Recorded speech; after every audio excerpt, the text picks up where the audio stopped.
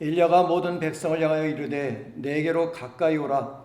백성이 다 저에게 가까이 오매 저가 무너진 여호와의 단을 수축하되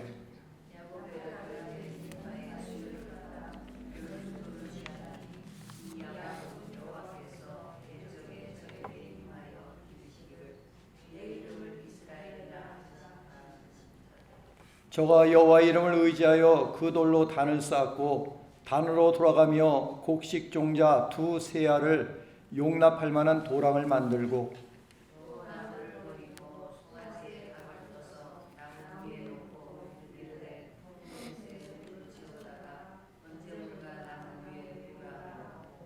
또 이르되 다시 그리하라 하여 다시 그리하니 또 이르되 세 번 그리하라 하여 세 번 그리하니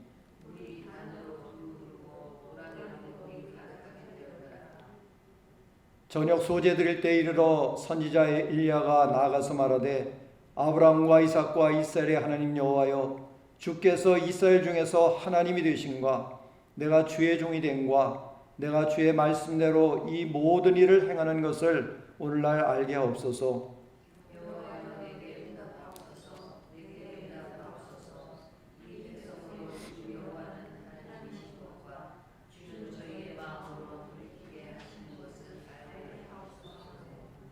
이에 여호와의 불이 내려서 번제물과 나무와 돌과 흙을 태우고 또 도랑에 물을 핥은지라.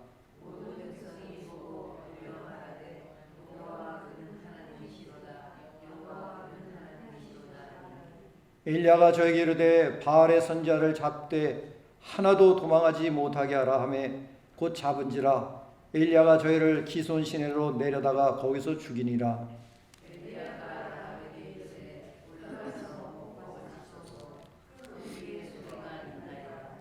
아합이 먹고 마시러 올라가니라. 엘리야가 갈멜산 꼭대기로 올라가서 땅에 꿇어 엎드려 그 사원을 무릎 사이에 놓고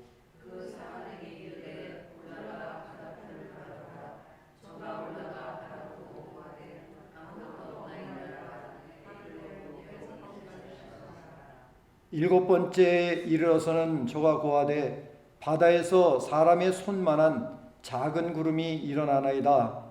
가로되 올라가 아합에게 고하기를 비에 막히지 아니하도록 마차를 갖추고 내려가소서 하라 하니라.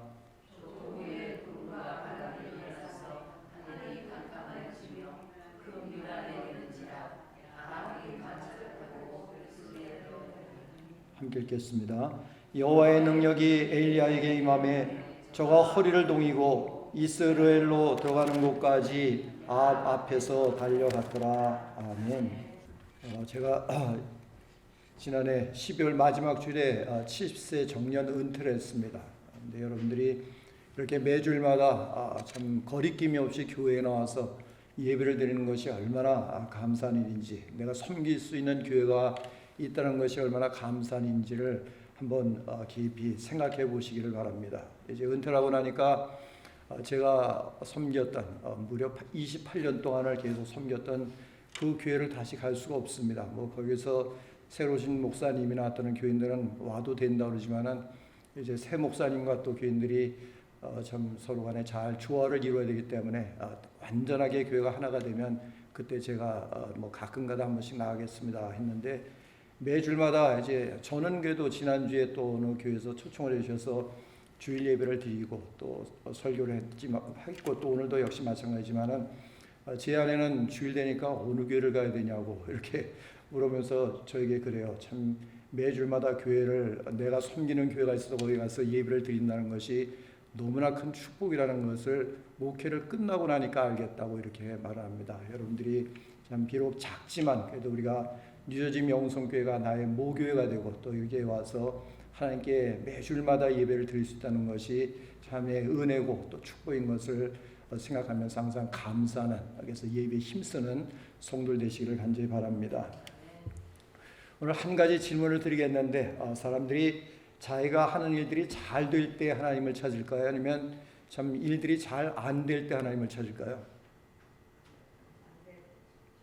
그렇죠. 우리가 일반적으로 생각할 때는 잘 될 때 하나님을 찾을 것 같지만 실질적으로 보면은 힘들고 어렵고 고통스러운 일들이 있을 때에 하나님을 더 찾게 됩니다.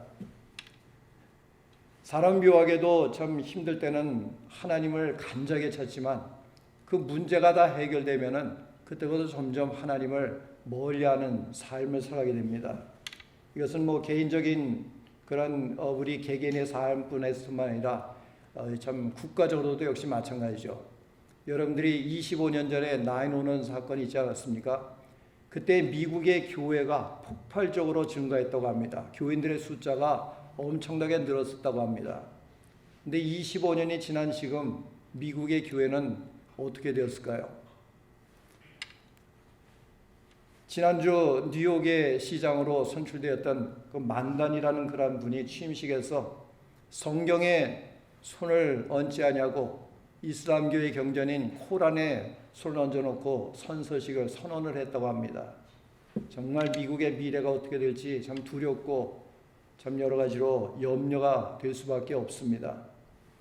성경에서도 보면 이스라엘 백성들이 하나님을 간절하게 찾던 때는 참 힘들고 어려울 때였다는 것을 우리가 알 수가 있습니다.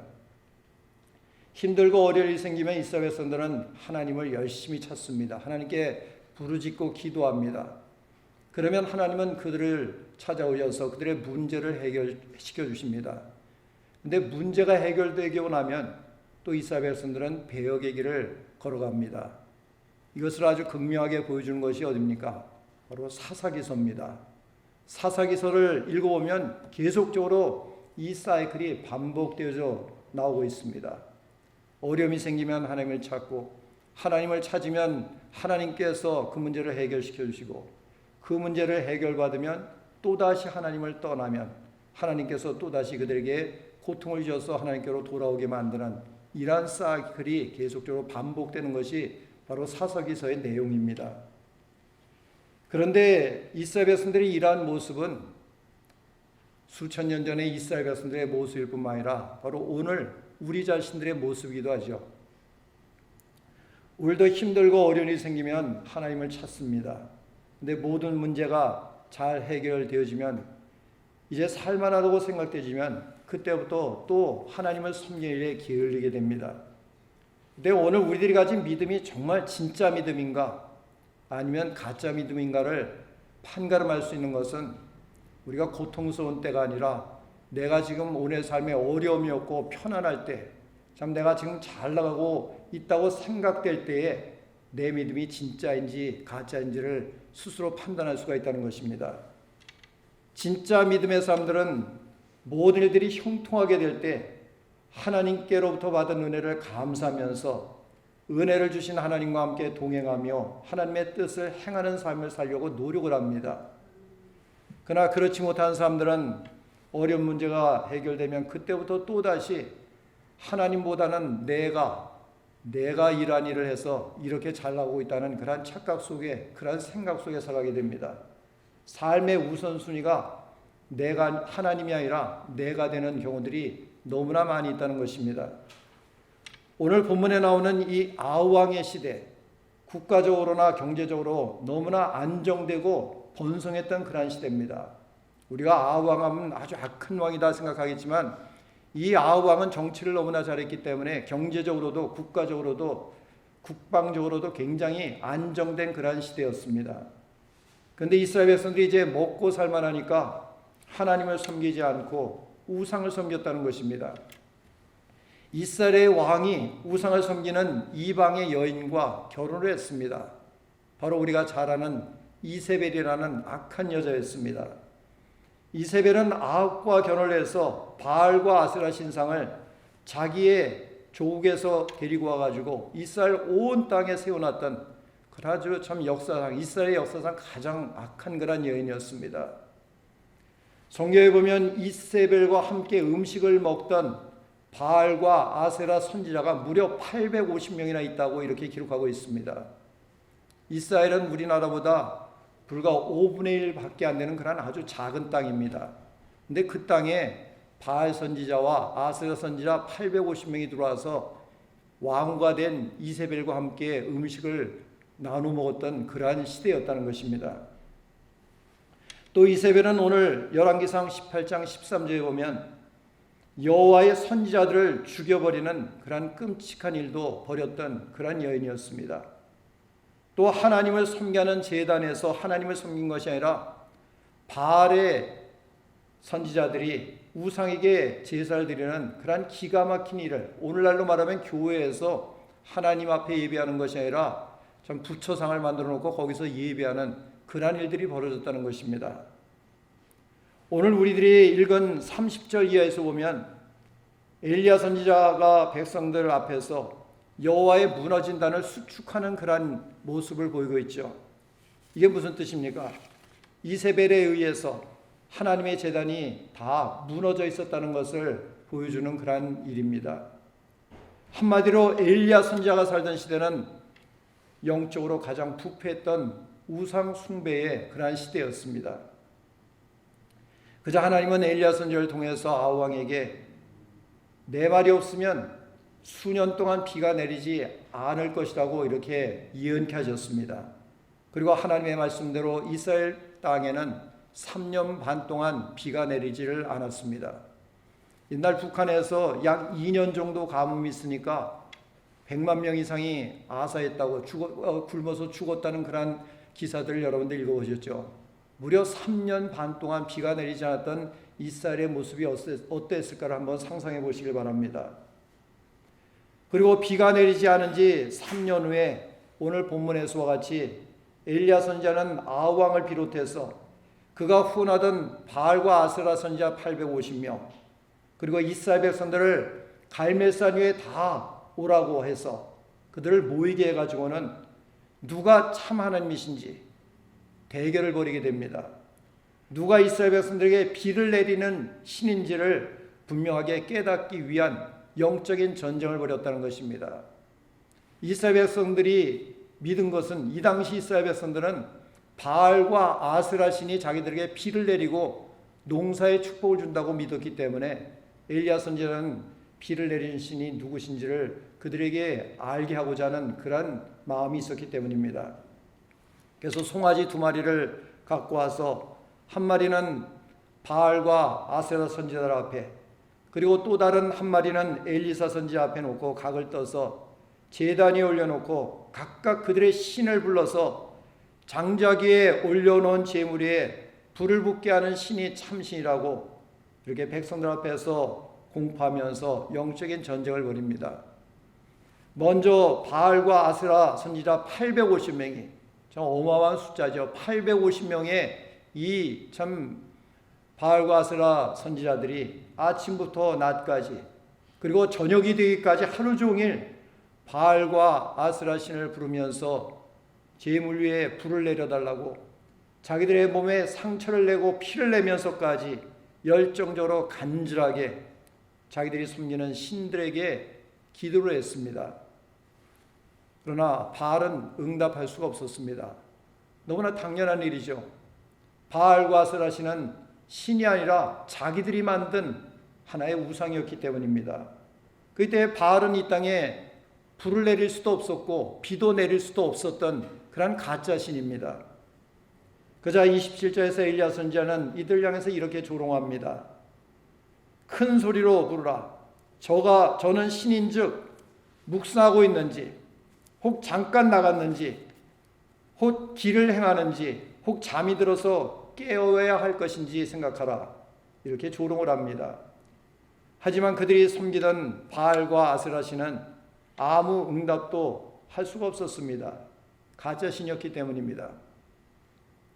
그리고 이제 엘리야 선지자는 저녁이 되자 이스라엘의 12지파를 대신해서 12돌로 제단을 쌓게 됩니다. 그리고 제단 주위에 도랑을 파고 돌 위에 나무를 놓고 그 위에 각을 뜬 제물을 올려놓고 후에 불로 응답받아야 되는 제단인데 제물과 나무 위에 12통의 물을 3번씩이나 부어가지고 도랑까지 물이 가득 차게 만들어 놓습니다. 그런 후에 엘리야 선지자는 물이 가득 찬 제단 위에 놓여진 제물 앞에서 하나님께 기도를 드립니다. 오늘 우리가 읽은 본문 36절과 37절의 말씀입니다. 우리 한번 36절과 37절을 다시 한번 읽겠습니다. 저녁 소재 드릴 때에 이르러 선지자 엘리야가 나아가서 말하되 아브라함과 이삭과 이스라엘의 하나님 여호와여, 주께서 이스라엘 중에서 하나님이 되신과 내가 주의 종이 된과 내가 주의 말씀대로 이 모든 일을 행하는 것을 오늘날 알게 하소서. 여호와여 내게 응답하소서. 내게 응답하소서. 이 백성으로 주 여호와는 하나님이신 것과 주는 저희의 마음으로 돌이키게 하시는 것을 알게 하옵소서 하며 아멘. 엘리야 선지자는 하나님께 간절하게 기도를 드렸습니다. 사랑하는 성도 여러분, 엘리야 선지자의 기도는 바알 선지자 450명과 같이 참 펄쩍펄쩍 날뛰면서 드리는 요란한 기도가 아니었습니다. 또 아세라 선지자 400명과 같이 자기의 몸에 상처를 내면서까지 드리는 그러한 열정적인 기도도 아니었습니다. 또 새벽부터 오전 내내 그리고 저녁 해지기 전까지 드렸던 그러한 긴 기도도 아니었습니다. 엘리야 선지자의 기도는 조용하게 그러나 간절하게 여호와께서 참 하나님 되심을 모든 이들도 알게 해달라는 그러한 믿음의 기도였습니다. 엘리야 선지자는 짧지만 간절하게 여호와께서 하나님이시라는 것을 이 모든 백성들 앞에서 알게 해달라는 그러한 기도였다는 것입니다. 그런데 엘리야 선지자의 기도는 짧고 간결하고 또 조용한 기도였지만 기도가 끝나는 그 즉시 하나님께서 즉각적으로 불러서 응답해 주신 기도였던 것입니다. 38절에서 보면 엘리야의 기도가 끝나자마자 여호와의 불이 내려서 번제물과 나무와 돌과 흙을 태우고 또 도랑에 물까지 다 핥아버리는 엄청난 일이 일어나게 되었습니다. 그자 39절에서 보면 모든 백성들이 이 모습을 보고 엎드려 여호와 그는 하나님이시로다. 여호와 그는 하나님이시로다. 두려운 마음으로 외치면서 여호와께서 참 하나님 되심을 떨리는 마음으로 고백들을 하고 있습니다. 아하왕 시대의 이스라엘 백성들은 바알과 아세라가 땅에 비를 내려서 풍년을 갖고 온다고 생각해 왔지만 엘리야의 제단에 내린 여호와의 불을 보고 바알과 아세라는 가짜 신이라는 것을 이제서야 또다시 깨닫게 되었다는 것입니다. 사랑하는 성도 여러분, 오늘 여러분의 삶을 주관하고 계시는 분은 누굽니까? 바알입니까? 아니면 하나님이십니까? 또 오늘 여러분의 삶을 인도하고 계시는 분은 누구십니까? 여러분을 축복하고 계시는 분은 누굽니까? 아세라 신입니까? 아니면 하나님이십니까? 하나님이 우리의 삶을 주관하고 계시고 하나님이 우리에 가는 모든 길들을 지금 인도해 주고 계시는 것입니다. 하나님이 없이도 나는 이것만 있으면 살 수 있다고 생각하는 그것이 바로 오늘날의 우상입니다. 하나님보다 더 사랑하고 있는 그러한 모든 것들, 아침에 일어나서 제일 먼저 생각나고 있는 그 모든 것들이 오늘날의 우상이라는 것입니다.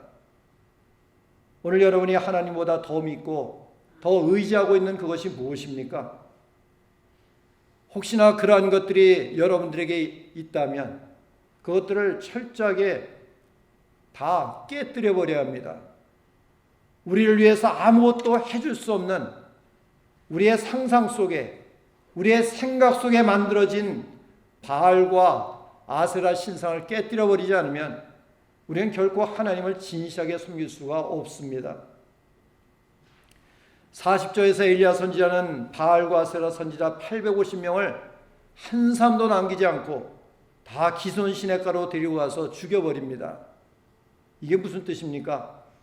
우상을 섬기는 자들을 이스라엘 땅에 한 명도 남기지 않고 다 죽여버렸다는 뜻입니다. 그래야 이스라엘 백성들이 하나님을 온전하게 섬길 수가 있기 때문입니다. 마찬가지로 우리들도 하나님 외에 다른 것들이 아직도 우리의 삶을 주관하고 있다면 그러한 우상들을 철저하게 다 끊어버려야 합니다.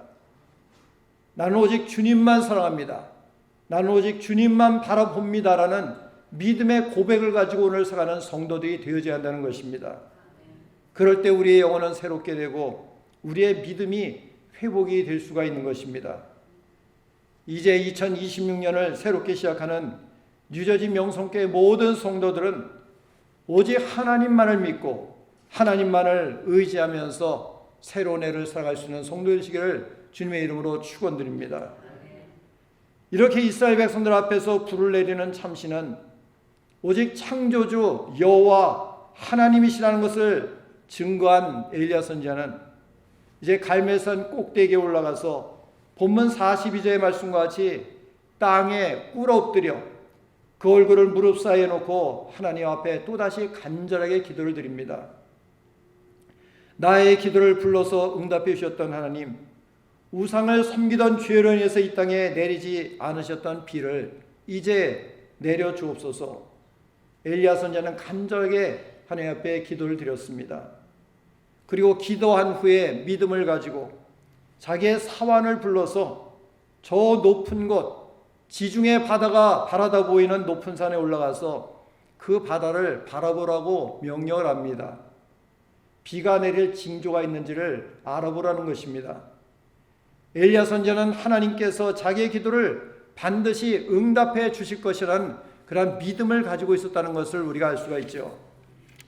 불러서 자기의 기도에 응답해 주셨던 하나님께서 또다시 나의 기도를 들으시고 3년 동안이나 비가 내리지 않던 이 땅에 비를 내려주실 것이라고 엘리야 선지자는 분명히 믿었다는 것입니다.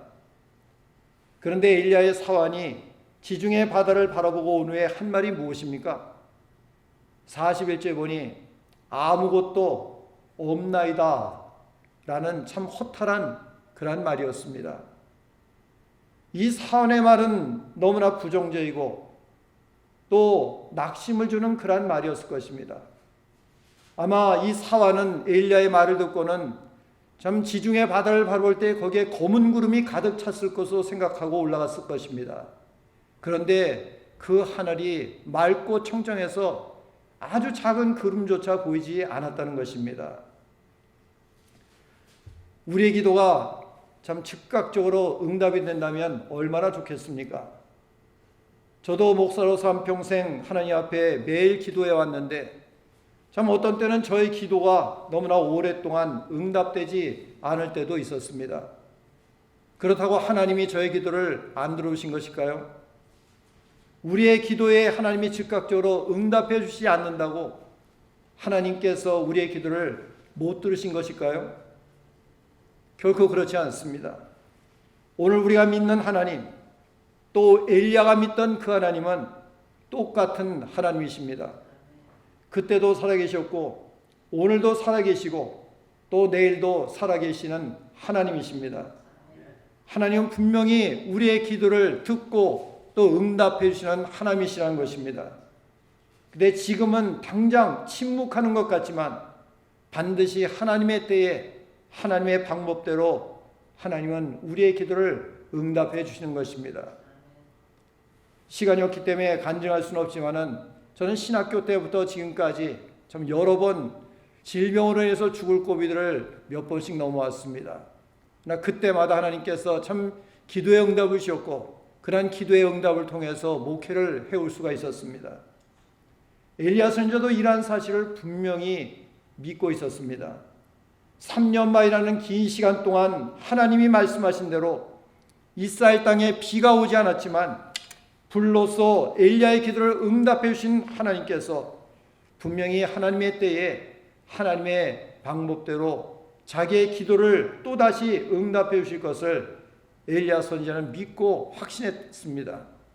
그때 가서 보니 아무것도 볼 수가 없었습니다 라고 말하는 이 사환에게 엘리야 선지자는 7번까지 다시 가라 이렇게 또다시 말씀하고 있습니다. 7번이라는 숫자, 우리가 잘 아는 대로 완전 숫자입니다. 끝까지 하나님이 내 기도를 응답해 주실 때까지 계속 가서 보고 또 보고 또 보고 오라는 그런 말씀입니다. 기도를 응답해 주실 하나님에 대한 엘리야 선지자의 믿음을 우리가 볼 수가 있죠. 그자 6번씩이나 비가 올 징자가 보이지 않는 그곳으로 올라가고 또 올라갔던 엘리야 선지자의 사환, 이제 7번째 갈멜산 꼭대기 지중해 바다가 바라다 보이는 그 정상으로 또다시 올라갑니다. 근데 그 사환이 7번째 갈멜산 꼭대기로 올라가 멀리 지중해 바다를 바라보니 지금까지 전혀 보이지 않았던 사람의 손바닥만한 작은 구름이 바다 위로 또 올라 있었다는 것입니다.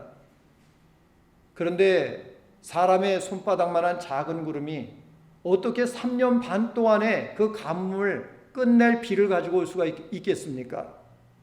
사실 어떤 의미에서는 아무런 의미가 없는 그러한 구름이었을지 모릅니다.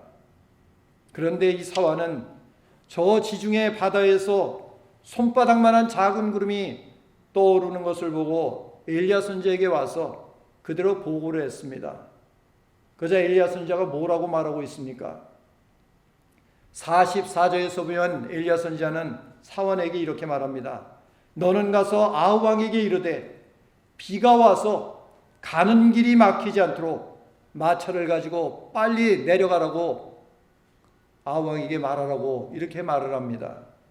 엘리야 선지자는 손바닥만한 작은 구름을 보면서 3년 동안의 가뭄을 해소할 엄청난 양의 비가 내릴 것을 분명히 확신하고 있었다는 것입니다. 이것이 바로 기도하는 성도들, 오늘 우리들이 가지고 있어야 할 창조주 하나님에 대한 믿음입니다. 히브리서 11장 1절과 2절에서 보면 믿음은 바라는 것들의 실상이요 보지 못하는 것들의 증거니 선진들이 이로써 증거를 얻었느니라 이렇게 말씀하고 있습니다. 오늘 우리들이 믿음 안에서 소망하고 있는 것들, 아직 소망이라는 말은 얻지 못했다는 것입니다. 또 아직 보지 못하는 것, 내 눈에 보이지 않았다는 것이죠. 그러나 기도하고 있기 때문에 하나님께서 나의 기도를 반드시 응답해 주신다는 분명한 확신을 갖고 있을 때 우리의 삶에서 기적이 일어나기 시작하는 것입니다. 큰 구름을 본 후에 비가 올 것이라고 말하는 것 누구나 다 말할 수가 있는 것이죠. 그건 저도 할 수 있고 여러분도 얼마든지 말할 수 있는 것입니다. 그러나 손바닥만한 작은 구름을 보고도 이제 곧 큰 비가 내려서 3년 반 동안에 가뭄이 해소되고 우리의 가는 길이 홍수가 날 정도로 넘칠 것이니 빨리 내려가라고 말하는 것은 기도하는 이들, 창조주 하나님을 믿는 그러한 믿음을 가진 이들만이 할 수 있는 그러한 간증이라는 말씀입니다. 지팡이 하나를 가지고 홍해를 내리쳤던 모세의 믿음, 오병이어를 주님께 드렸던 어린아이의 그 작은 믿음, 부활을 소망하면서 십자가에서 거꾸로 매달려 죽었던 베드로의 믿음, 그리고 치욕스러운 십자가를 지시고 골고다의 언덕을 올라가셨던 우리 주님의 믿음, 이러한 믿음들이 바로 오늘 엘리야의 믿음이었다는 것입니다. 하나님은 이러한 엘리야의 믿음을 통해서 3년 반 동안 있었던 오랜 가뭄을 끝내셨고 이러한 모세의 믿음을 통해서 홍해를 가르셨고 어린아이의 믿음을 통해서 오병이의 기적을 일으키셨고 이러한 베드로의 믿음을 통해서 로마라는 엄청난 제국을 기독교화 시켜버리셨습니다. 또 주님의 그러한 믿음을 통해서 오늘 우리들에게 부활이 무엇인가를 극명하게 보여주셨습니다.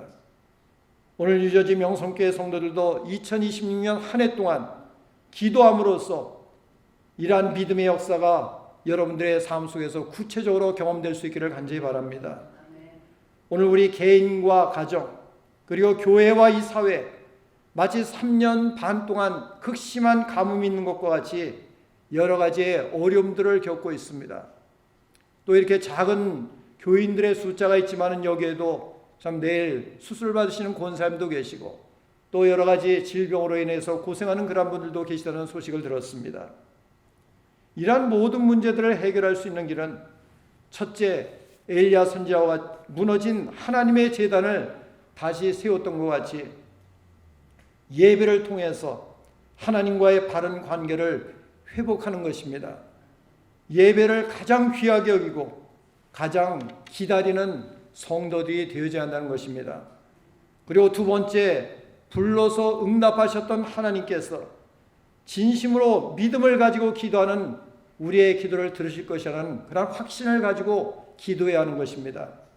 비록 지금 내 눈에 무엇이 보이지 않더라도 7번까지 기도의 응답을 받을 때까지 산 위에 올라가서 지중해 바다를 바라보라고 말했던 엘리야의 믿음, 비록 손바닥만한 작은 구름을 볼지라도 하나님께서 이제 곧 큰 비를 내려주실 것이라는 그 믿음을 가지고 엘리야 선지자와 같이 우리들도 기도에 응답이 있을 때까지 기도해야 하는 것입니다.